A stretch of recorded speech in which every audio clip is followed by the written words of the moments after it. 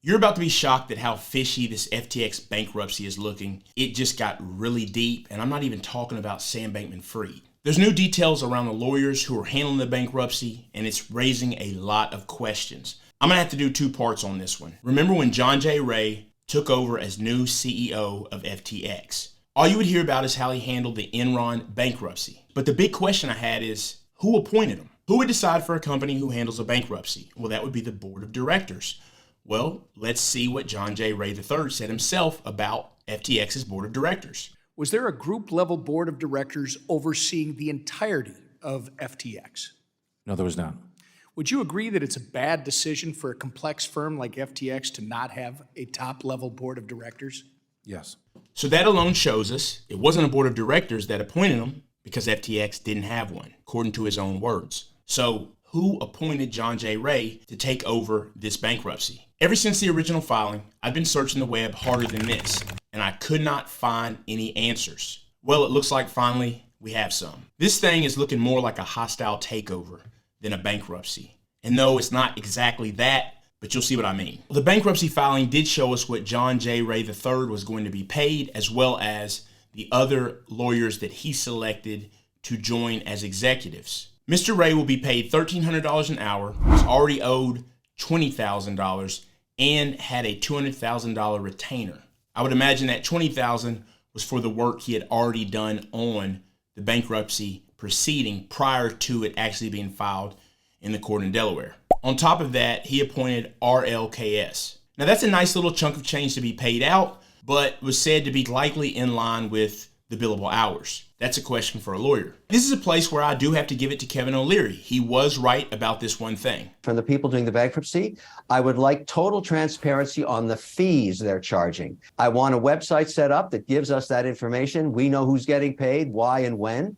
As I understand it, $700 million got extracted from shareholders of Enron or claim stakers of Enron to bankruptcy proceedings. That seems a little high to me in this case when we have the audit trail of the blockchain. Now, here's where it gets really fishy. This is also in the Chapter 11 filings, and this is John J. Ray III's words. Upon accepting the position of CEO in the early morning hours of November the 11th, 2022, I learned that the debtors had retained S&C on November the 8th, 2022. Now, that's a law firm that's been around for a very long time.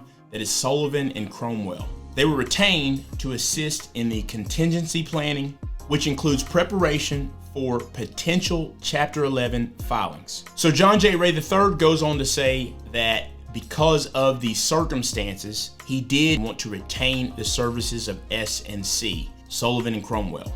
Now, why would Sullivan and Cromwell have any conflicts of interest?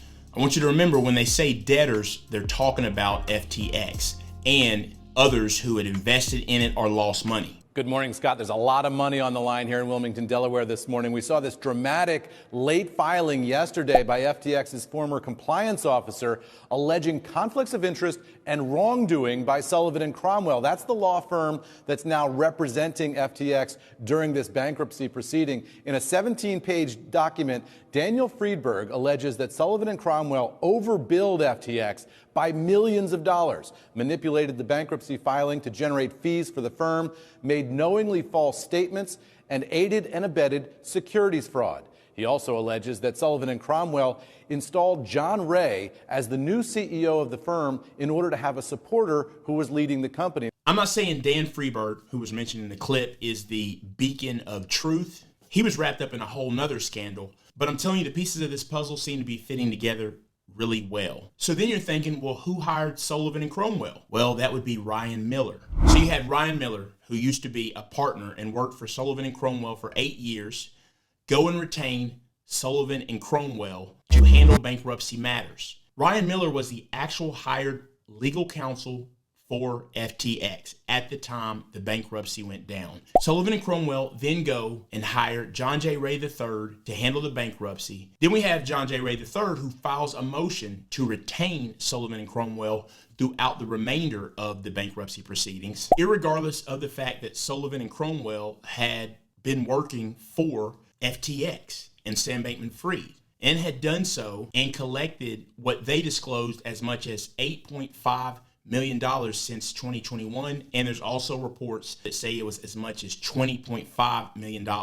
But this certainly gets even more crazier when you consider the fact that John J. Ray has now just come out and said he could see a possible reboot of FTX. If that doesn't at least resemble some sort of takeover, I don't know what does. Dan Freeberg is saying that Ryan Miller specifically stated that he needed to throw Sullivan and Cromwell some of the business for the bankruptcy proceedings because he planned at the end of all this to go back to Sullivan and Cromwell. This looks like a big circle of you scratch my back, I scratch your back, which we know happens, but when it comes to a fiduciary responsibility, it actually does look like Sam Bankman-Fried was the one that was on the outside of that deal. There was a bipartisan push from senators to stop the whole deal with Sullivan and Cromwell because they think it looks fishy as well. Now, the judge was expected to rule on whether the firm can proceed as FTX's counsel today. Not clear now after this late filing yesterday whether he's going to be able to do that today with these significant allegations that are now dropping in this proceeding. But FTX's new CEO, John Ray,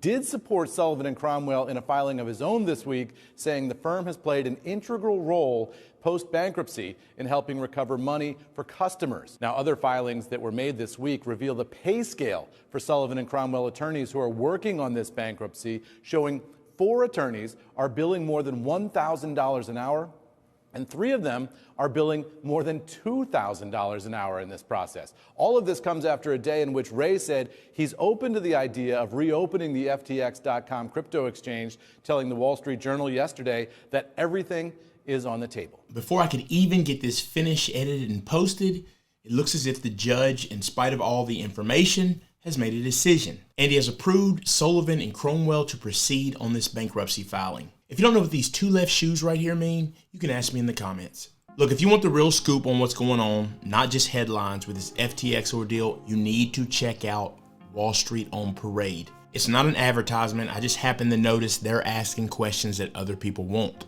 In part 2, I'm going to go over the document and show you specifically what Dan Freeberg is saying. I don't usually ask people to subscribe, but if you do want to catch part 2, it might help to subscribe.